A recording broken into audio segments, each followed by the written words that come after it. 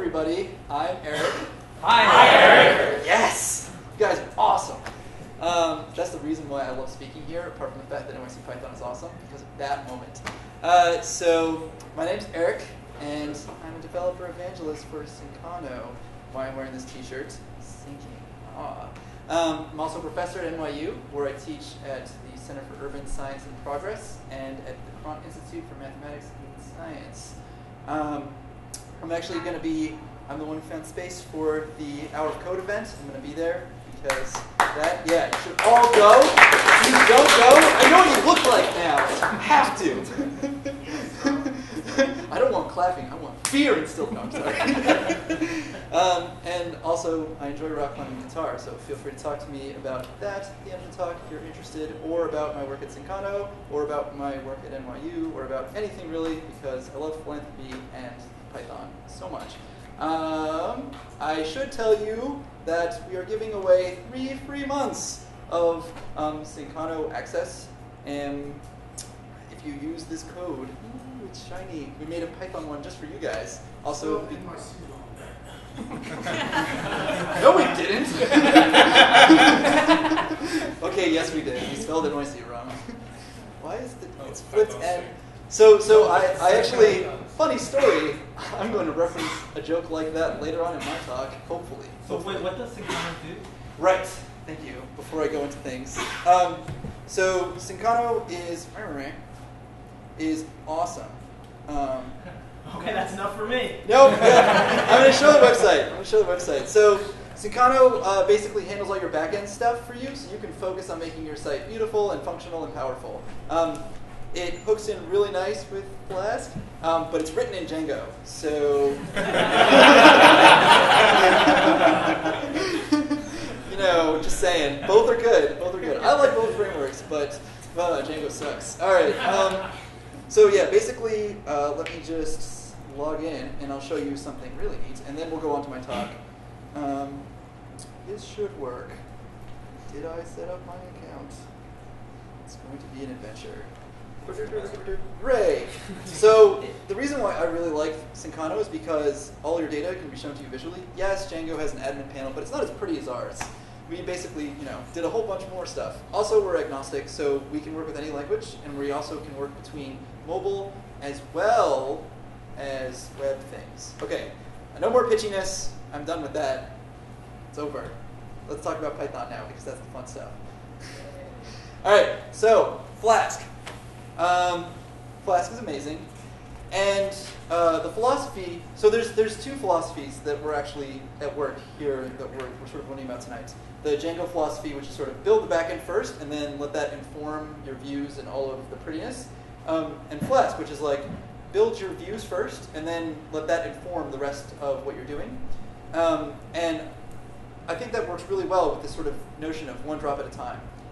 Building a single function, checking it, testing it, and then moving on to the next.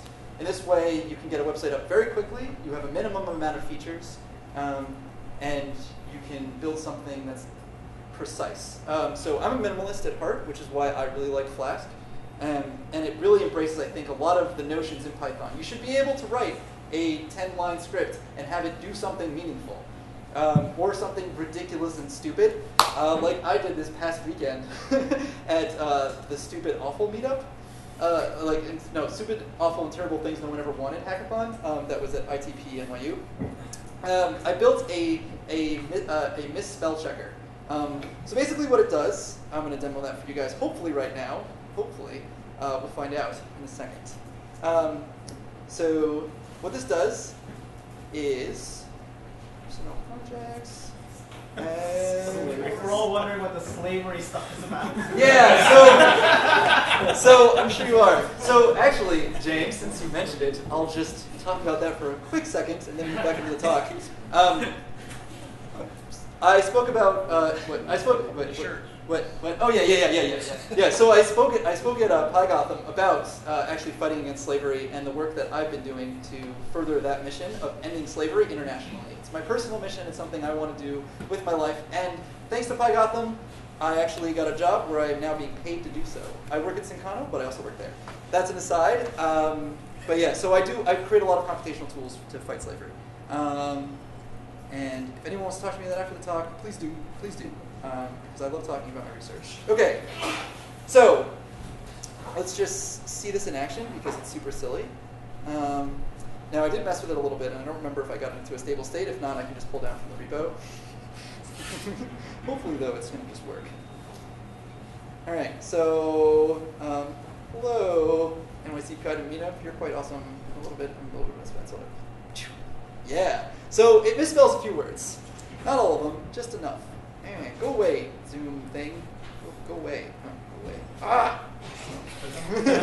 All right. So yeah, basically I'm doing some standard transformations that you would use to actually create a spell checker, and I just decided to invert that process and be a ridiculous person. So that's like basically what happens if you're, and I'll go through what the code actually means in a second. So we built this in an hour at around 3 a.m. after we got really bored of the original idea we were doing. We got that done too, but that took 3 days. So that was like if you are typing a bad text. This is if you decided to go to a bar. Ooh, it's taking longer than usual. Interesting. Did I check on the server? Okay, this is doing some serious processing. I wonder why it's taking so long. Oh no. This might have been the bug that I fixed. Oh, I can't finish my joke.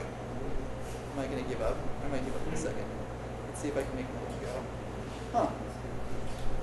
No, it's 200. All right, whatever. You can make this far worse.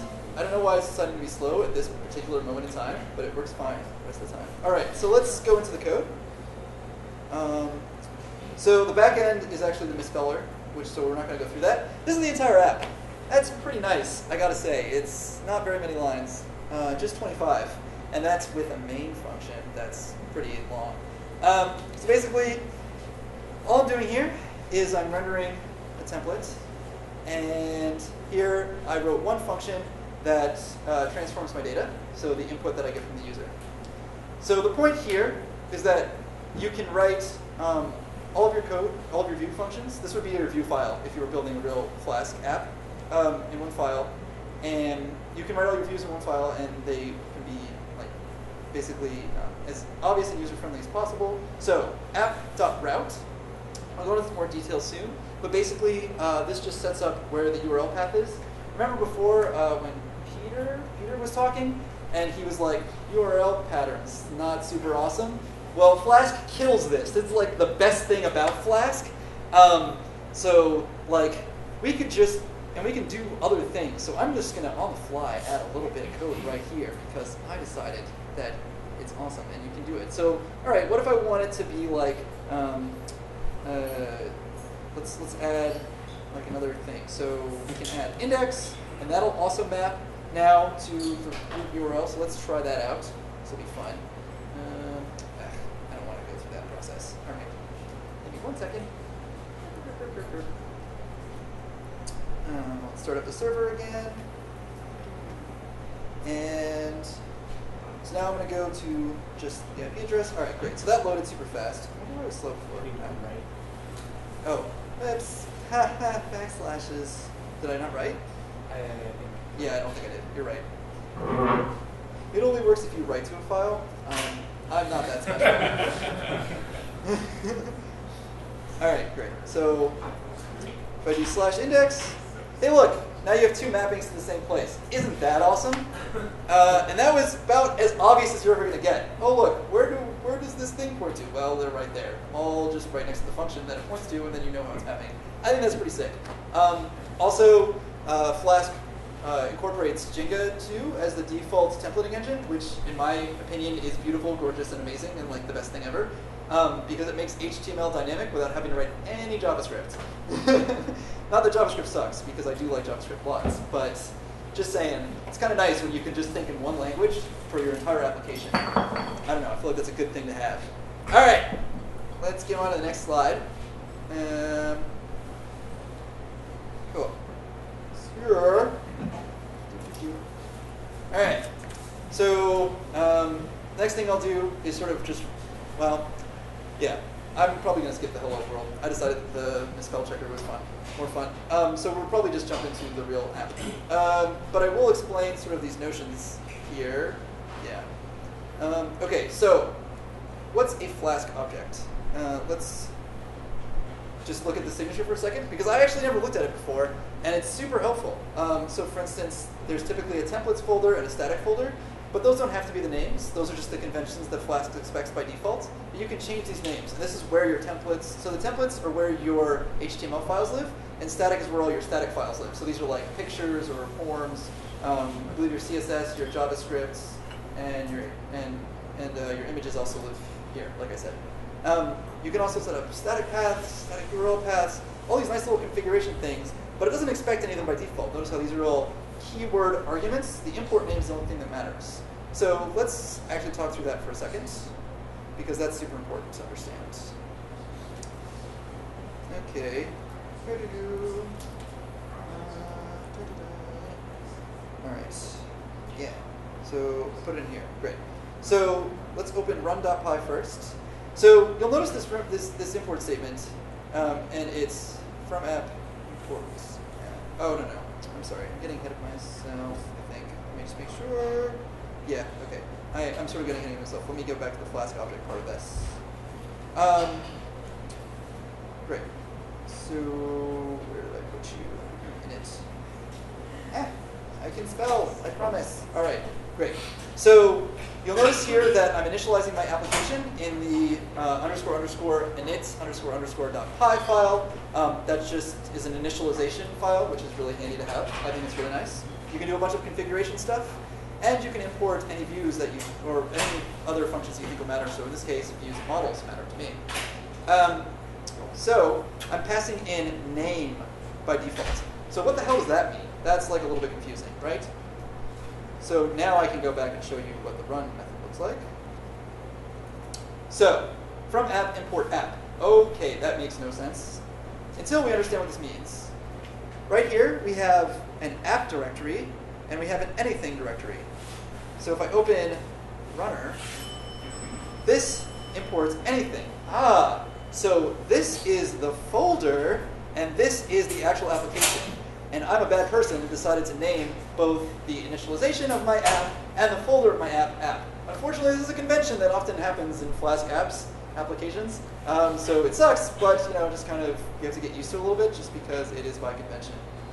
So that's something I wanted you to all be aware of, in case you were worried about stumbling blocks when you first started off. Okay, that's that.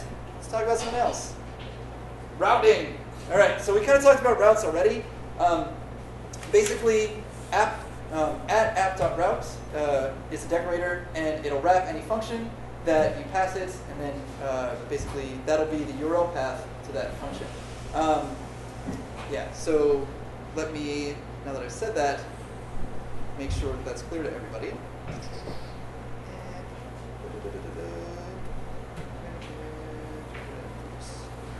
Okay, hopefully everyone can see this. Right. So this is an example of an app. The nice thing about route, this is an example of route, is that you can pass in the destination, and you can also pass in any methods that it should accept. So this is really good if you're trying to write really defensive code. Maybe you only want to be able to post. Maybe you only want to be able to get with a given function. This allows you to do that. You can also do put methods and any other HTTP methods that you want. Other things you can do, which I really like, is you can pass in actual variables in the URL path, which makes it really easy to do something like create individual sign-on without actually having to do all that OAuth stuff. You're just trying to test something out. You do want to put actual security features and login protections later, but if you're just testing the functionality for some simple thing, I find this incredibly useful, as I use here. So this is not like a good convention to follow for actual practical applications, but it's great when you're just doing design work. Okay, so finally, what is a server?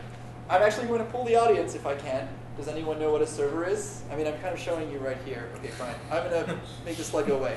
Does anyone know remember what a server is? Yes? Two things. A server is physically a computer that will serve up files. Right. But it's also used to describe the programs running on that server itself. Yeah. That will serve up that will actually be the programs that serve the files themselves. Right, yeah. So it's used in this two contexts. Thank you for bringing up both. That's awesome. Most people know one or the other. A server can just be an application, so like this little virtual machine that I'm running here, that could just be my server, and I could serve up local files. Quick aside, if you do 0.0.0.0 in the host name, like I did in my Flask app, then it'll serve to anything running on the local file system. It'll be available to everybody. I think that's a pretty neat little convention, but that's just an aside. So going back to what a server is, and that was a perfect definition, I think we should really think of servers, though, as just the computational engines, so the programs themselves that are serving the files. The notion that a server is actually the hardware feels like wrong, because then you can't use the server for its intended purpose, which is actually anything, because it's just a computer. Computing engines are generalized machines. We should treat them that way, and so that's my personal beef thing. But I'm moving back to my slides now and shutting up about that. Okay, so anyway, Real Flask app. These are some of the things I'm going to be going through. I'm going to talk a little bit more about directory conventions, setting up your front end, and setting up your back end. I was originally going to add pictures, do text searching, and a bunch of stuff, but I realized that this talk was 2.5 hours by the time I finished everything, so I decided to pull back since I found out that I only had 25 minutes. How am I doing on time, by the way? When did I start? Anyone know? Yeah, You got time? Okay, great. All right, so let's go through conventions. So usually you want to views, files, middleware, assets, forms, those should be separate, models, and then the init, most important init file. And then there's some directories you should set up, like static, templates, and then all the static things, and a layouts folder within templates. I find this to be incredibly powerful because then you can write really generic templates, and you can, or really specific templates, and then generalize anything that's interesting. I'm not sure if people are familiar with template. All right, I should just go through it. So a layout, sorry, I kept saying templates, I meant layouts. A layout is sort of this layouts folder. So a layout will sort of give HTML to anything that inherits to it. It's probably just better if I show you. I realize this is going to sound really technical, and I talk really fast, so it's bad. So let me just show you the layout, an example of a template. Templates, layouts.html. So this is like what every single HTML document will get. And if you see this part here, the block content, right? That's all the stuff that a specific HTML file will actually have in it. And then you don't have to do all this boilerplate stuff. So like this is so much code that you now no longer have to write every single time, which is awesome. So incidentally, this is just message flashing in case there's an error on your page, which I'll demo a little bit later. Let's open another thing here just to get a feel for that. Let's look at the index. Okay, so the index is now super small because all I had to do was extend the layout and then just go through the block content. Look at that. It's 9 lines of HTML. That feels Pythonic to me, so I'm happy. So I don't know. I think that's like super cool and one of the best parts about Flask. All right. We talked about imports, talked about routing. Probably not going to go through that again. Talked about that. All right. View functions. These are the best things of all time. They're so good. I love them. All right. So, basically, this is the canonical example of the two types of things you can do with a view function. I can't get them both. Oh, I can't get them both. Great. Not exactly. Okay, fine. So this one just renders the HTML template, and then signed up, terrible naming scheme, I apologize, is actually being called from the sign up HTML document that was rendered. And what it does is it basically just grabs all this information from a form. So it grabs the email, it grabs the username, grabs a password, and then it optionally might grab a phone number and a picture. And the way that it sort of like will allow you to not let that information be passed in is if you use form.get, request.form.get, which is awesome. It allows phone to be none and allows picture to be none, which is great. Then all I do is I make a connection to my database, and then I render my homepage for whatever user. So let's go ahead and demo that. Oh, I have to do this one directly up. My apologies. Hi.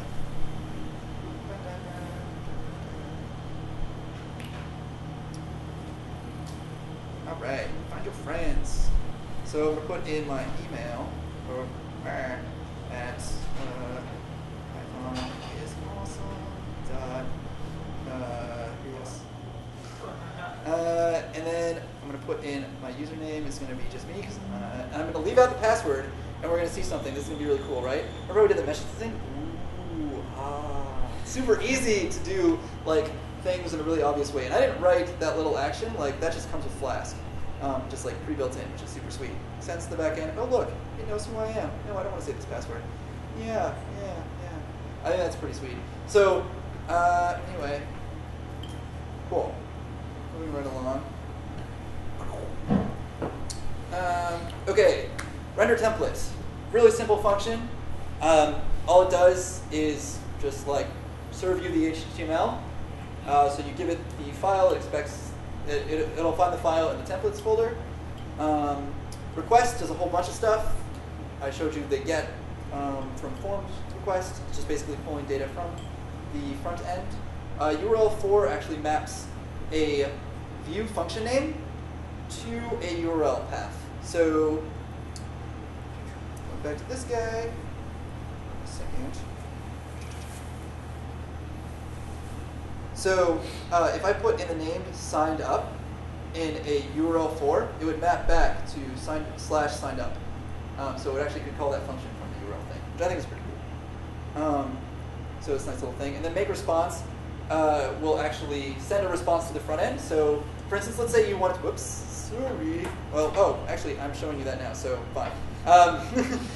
It was an on-purpose accident. On-purpose accident, yeah. So this will send data to the front end. This is a really simple example. You just call it make response on this HTML page. It serves the HTML page. It's super good if you have like a little window inside of a bigger window, maybe. I don't know. There's like a billion uses. And then this actually serves up a file to users. So like if you want to, so the use case I use this for is someone uploads a file and then I send another file to their downloads. Okay, and then finally message flashing. Please do not abuse this. I went a little stir crazy one weekend and just made a bunch of message flashing things. I felt like I was mad with power, and then I kind of had to step away because it was too much. I gave someone like a seizure almost. But yeah, the message flashing, an example of that was just, let's see if the server's still running. No, it's not.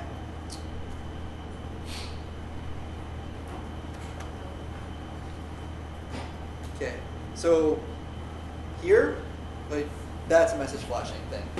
To give you an example of what that looks like. Cool, and it's super easy to do. In case I didn't go through that, all you have to do is say flash and then what you actually want people to say, and you can write various degrees of desperation to your users. Yes. Yes. I think that flash that you're seeing is HTML5 a flash due to the fact that Chrome is rendering an HTML5 page. Oh no, you're right. You're right. No, you're right. You're right. I totally didn't realize that was happening. Yeah. Yeah, you're right. No, I apologize. That was a mistake on my part. You can use Flash to do error messaging. I was actually showing you the message error that was being loaded because, yeah. Can we change the doc type real quick to HTML4 to see what they look like? Just root required from the output. All right. Sorry? Root required from the input. Oh, okay. Thanks. Yeah, I didn't know what. Thank you, Paul. I totally didn't realize that was happening. I feel like really I've lied to you all. Should I just leave? I can go. Django wins.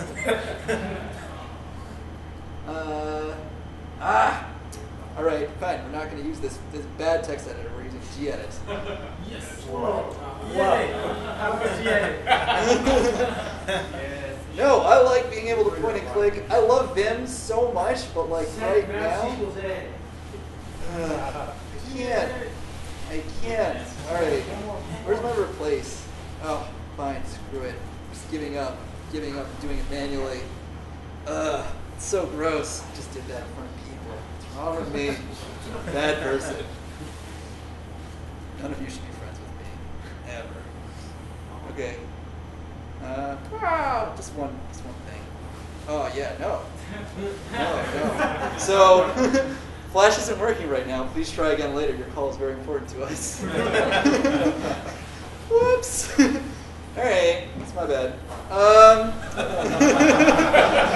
thought this would be appropriate for other reasons, but now we have a brand new one. Thank you. disappointed face, man. I deserve to be mocked and told I am a bad person. Look, he's staring at me. It's perfect. So I was just going to talk about static files and how you can load them in this folder, but it's super boring. But now we have a whole other reason to be disappointed with me. Fantastic. All right, so let's talk about setting up a database and sending data to the backend. What? Oh. Yes. I have Paul's approval. That means I can die happy. That's right. That's what that means. Everyone took note. We all saw. Sorry, I'm just having too much fun right now. This is like not good at all. So, okay, I'm trying to think what the best way to show this to you guys is. All right, so let me just go back into the code and actually show this to you. So, setting up a backend with SQL Alchemy, thank you for your question earlier about that, is the easiest thing in the world. Look at that. Just 1, 2, 3, 4 lines of code. That's all you need. And a few functions, which I'll now look at. So we can go to models. And so this is about as Pythonic as you get. It's a little OOP heavy, but whatevs.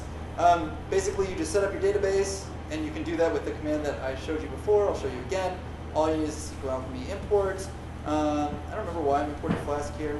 I'm not going to remove it right now, but it doesn't really matter. And then you just set up your things in the most obvious way possible, right? So the DB comes with a number of, so that's from db.model, right, is where it's getting it from. So, sorry, so it's from here. So anyway, so we have all these columns. We just set like integer or a string, give it a length.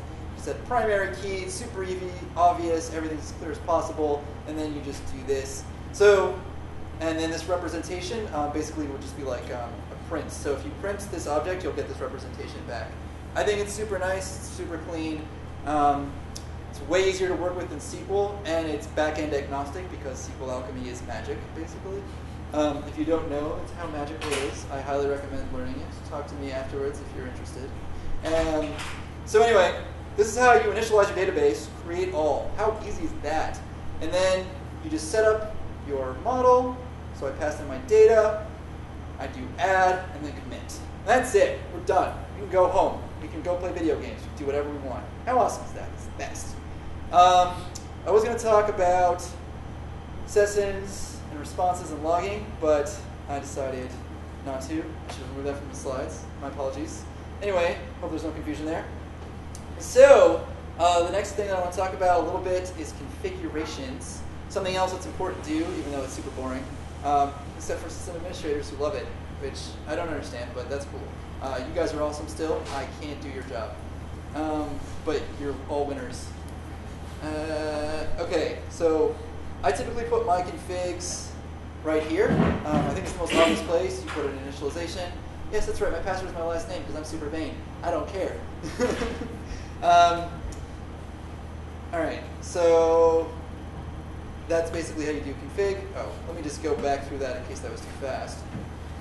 Special, it's just app.config, and then this is a Python dictionary. Interesting. All right, cool. So we're good here. So you can make things with SQLite if you really want to, but don't. Just don't do it. Yeah, you're going to go play video games. You can do it with SQL Alchemy, so you should. And also, you can set up migrations.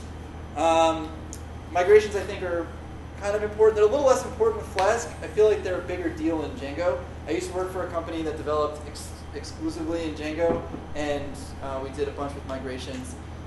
So I second Peter's sort of earlier comment about South being the Django, like being part of the Django framework naturally and having mixed feelings about it. I too have felt the pain of South and all the things that can go wrong there. So South, beware of South, but it can be good. I don't know. It's my problem to my SQL and South. Yes, yes, it is hugely a problem. Oh my goodness. Yeah. Oh yeah, so you don't have to do migrations if you use a NoSQL solution because you can just push all the data you want in there. Just an aside. So I already showed you this. Don't have to go through it again. We're not going to cover this. So I should say anything with exercise here.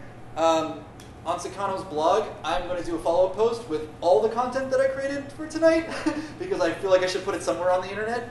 So yeah, Syncano has a blog. I'll just point to that really quick. This is not up yet. I think it's /blog. Is that right? Yeah. Okay, great. So if you go over there and like, I don't know, by next week sometime, that'll be up there. So, but yeah. And then you can see the full talk with all text search and all the advanced search things, which I think is super important, something we use at work all the time and would love to have more of. All right, so there are downsides to Flask. And this is the part of my talk where I'm going to be a little emotional because I love Flask. It's really, really, really great for all of the view stuff, for getting things up and running really fast, but does not scale perfectly. It's true, it doesn't. And when you're running just native functions, after a while, that's going to get old, right? So, sorry, when I say that, I see the confused face. When you're just writing like functions instead of actually having classes for your different views, that can get really ugly. So Flask sort of. So what all right, that sentence wasn't super clear. Let me. Maybe the word native was bad. But when you I have it over here.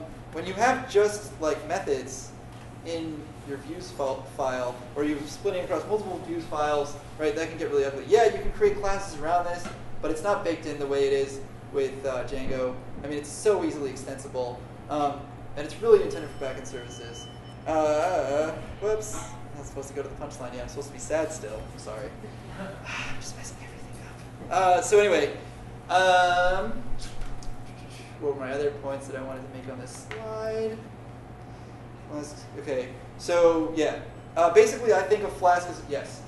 I just want to point out Flask does have class-based views, so they're not super widely used. Oh, cool. I didn't even know that existed, so thank you. Yeah. So okay, so you can do class-based views. All right. There's not great documentation for it though, so that's a problem in and of itself, right? The fact that this is not the preferred method from the core developers of the framework implies that it's not going to be as robust or as developed. The documentation's not going to be as good, so you got to figure it out yourself. What about blueprints though? Anything like that? Yeah. Okay. Yeah. I'm just going to be quiet.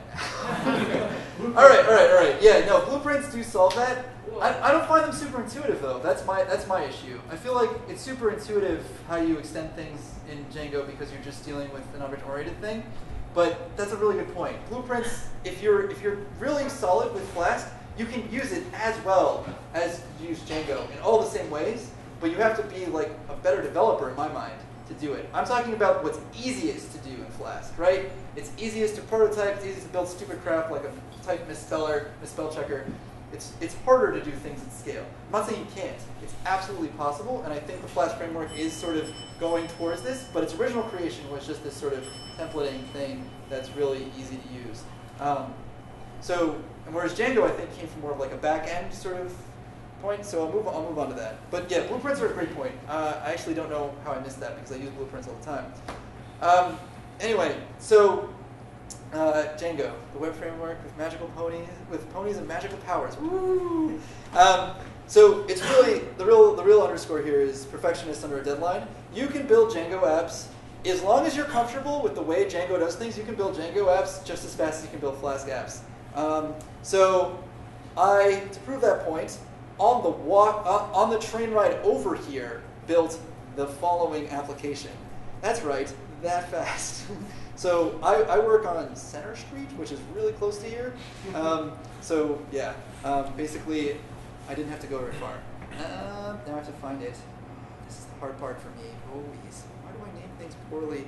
Form API. All right. So yeah. It's dumb. It's just stupid. So I built this. Yeah, manage. Let's just general command. So run server. Come on. Why are you going so slow, buddy? All right, good. So it should be port 8000, and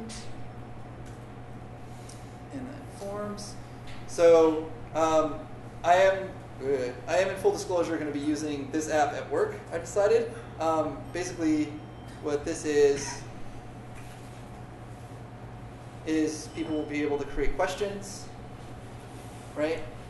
Add a question, like. Is Python awesome?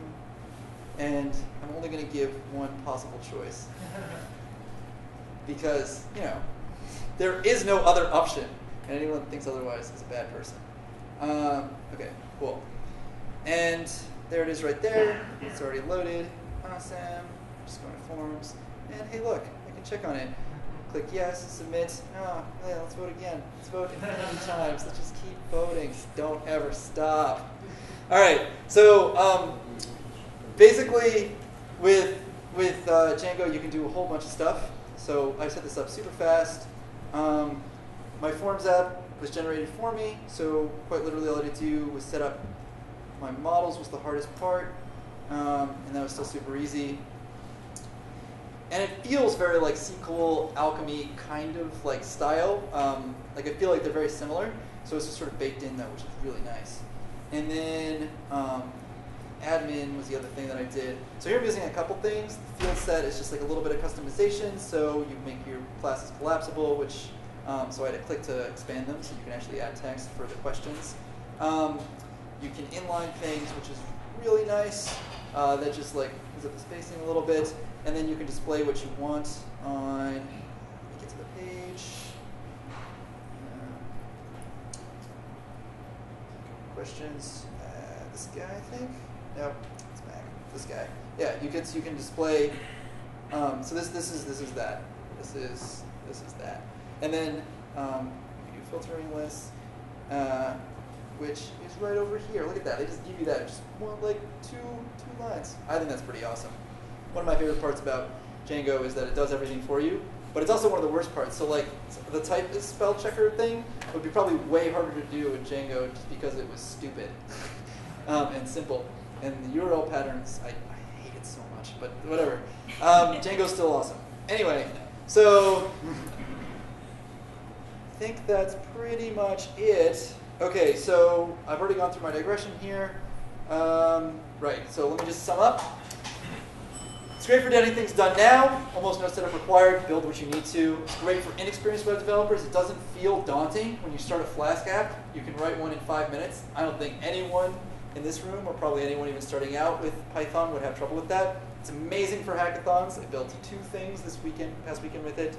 It's really great for prototyping, and I feel like the right design flow at the end of the day is really you do your Flask thing, and then you incorporate it into your Django thing.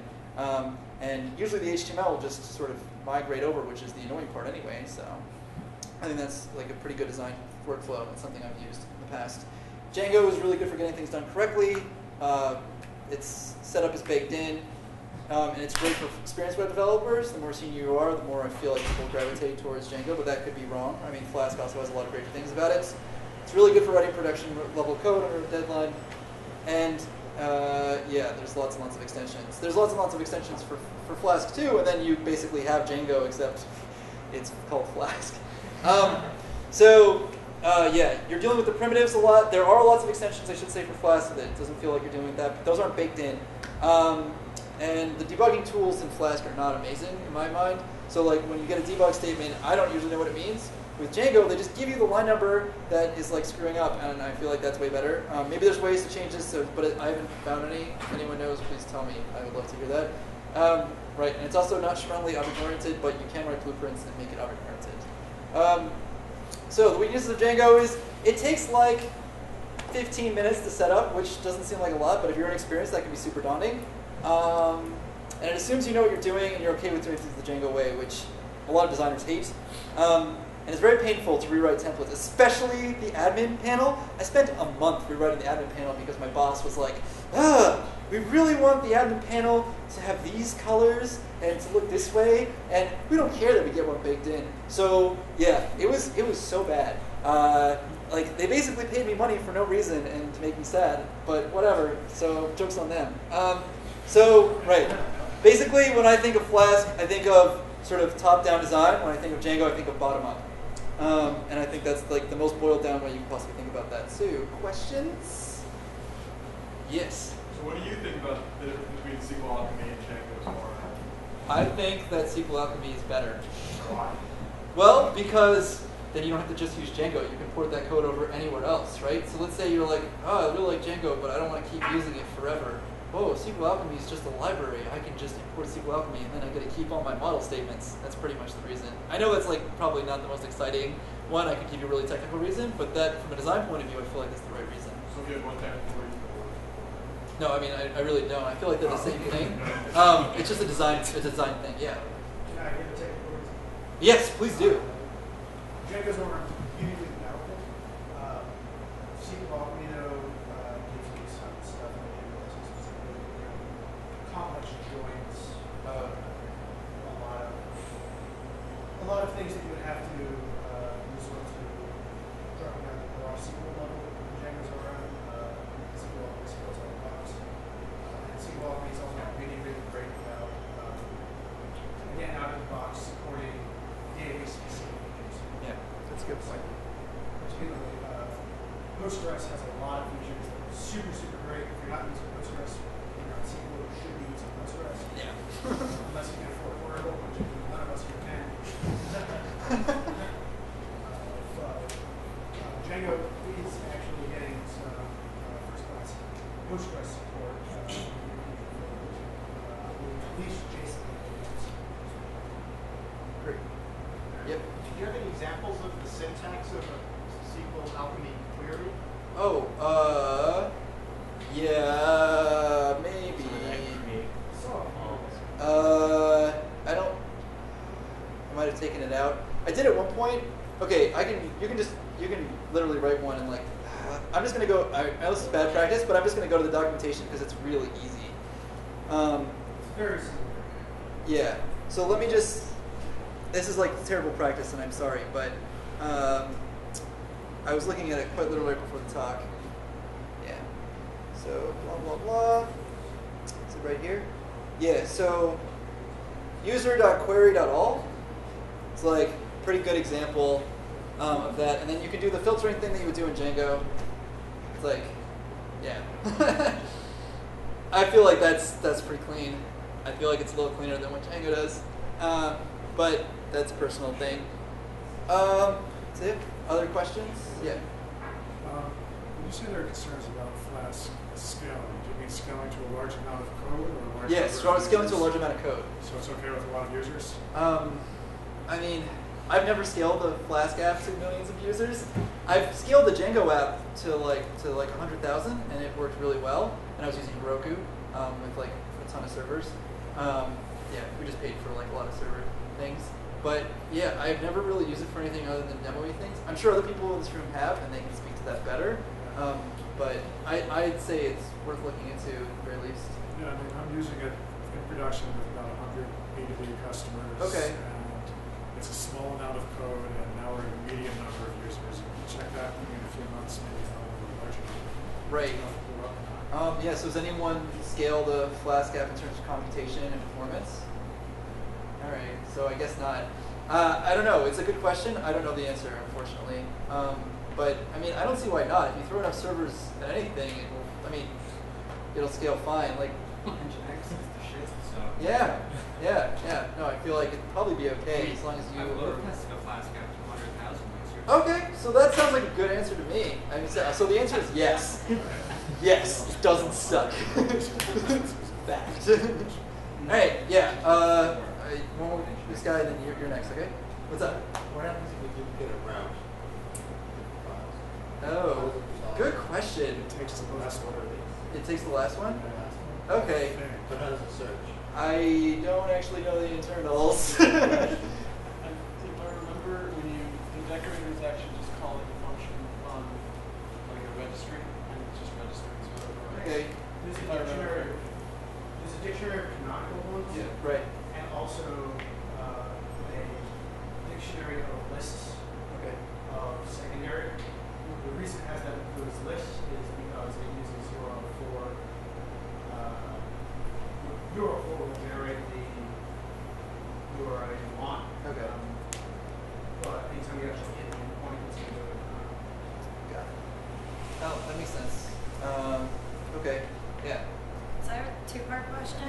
You're next. Sorry. Yeah. Or you can go first. No. Okay, it's a two-part question. First part, how well does it support REST framework style APIs? Because with Django, it's pretty easy. So it does. Wait, so rest or rust? Rust. Rust. Rust. Rust? R-E-S-T or R-U? E-E. E-E. No. So R-E-E-S-T. Rest? Rest. Oh. It supports. No, not rest. Just giving you a hard time. Oh my God! It's Eric- a No, no. Spring. In Django, you just import Rust framework and then like out of Yeah, the there's box. a restful extension. Oh my God, you've killed me. I can't say words anymore. There's so I like the sad kitty a lot. That's not a sad. That's a sleeping kid. Is it sleeping kitty? Oh yeah, restful. That actually makes all the sense in the world. Oh my God, my whole world has been destroyed. Yeah, so Flask, you can build APIs super clean, and restfulness is like it's an easy extension. So my second question was about serializing your output, but I guess that was supported. Yeah. Well, you can just pickle things and then send them across, right? That's not a problem. I don't see why you would be able to do that. You can do it with other. You can't do it with dictionaries, but you can do it with other data structures. We should serialize it to a file, and then you should send the file across. You can use make response to do that. So that's my recommendation there. That makes sense. I can show you the code later. So okay, fine. I can show you it now. Actually, just go back for a second, just for like 1 second. Just I have it. It's because I have the code, so I can just point to the things. Okay, right. Too far. All right. So this, like, you pretty much steal this design pattern. So you would just like read. This wouldn't be a CSV file. It would just be your serialized object. You would read it into string, and then you would make the response, and then you would send it across. So not hard, really easy, in fact. And then you would have to pickle on the other end, or whatever. All right, great. Your question. So sorry. Yeah, what are your thoughts on like a global request object as opposed to passing it into the camera? Oh, I really like the G. G is awesome. Wait, you don't like it? No. Well, he's asking about requests, right? Yeah, I think request is a global. Oh, wait. Sorry, maybe I misunderstood your question. So request. Like, Yeah. It's not passing the function. You actually say global. It's a global. Oh, sorry. Which is different from how many other Yeah. framers. Yeah, so you can get into trouble there, right? You can do horrible things if you're not mindful of that.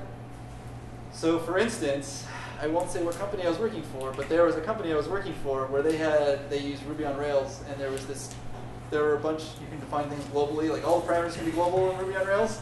And so it like did it did horrible things to the code base. I feel like the documentation lends you to use it the right way and not abuse the power of requests, but you can be a horrible person. I think like anything else, it's a usability thing. So this reinforces the notion that Flask should really be used for prototyping and not for scaling code, maybe. But I think it's fine as long as you're careful, like anything else. Don't like instantiate variables in one file and then use them across 17 other ones. Don't be that guy. Just don't be that guy. And then you're fine. Okay. Maybe one more, and then we'll go on to the next thing. Okay, great. Any other last questions? If not, I'll just juggle for you for like a second. Juggle, please. Juggle. Juggle. Ooh, I learned how to do this last week, and it's been my obsession ever since. This is called Mill's Mess. It's super annoying. It took me 8 months to learn how to do this. Juggle last week. No, I learned how to do that trick. I've wanted to juggle for years. What's wrong with you?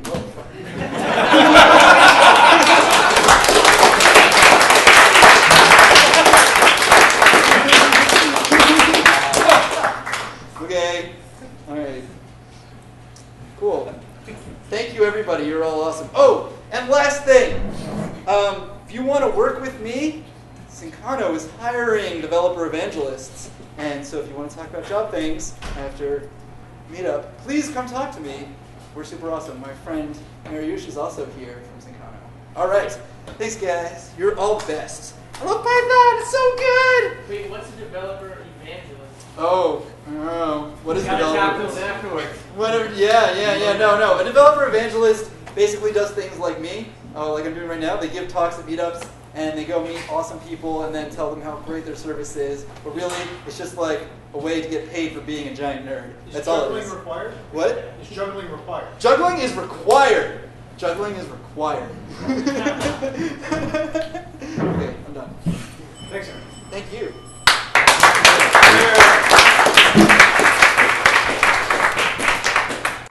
Hey everybody, our next talk is on Pyramid, and to show its relative popularity compared to Django and Flask, our speaker backed out at the last minute.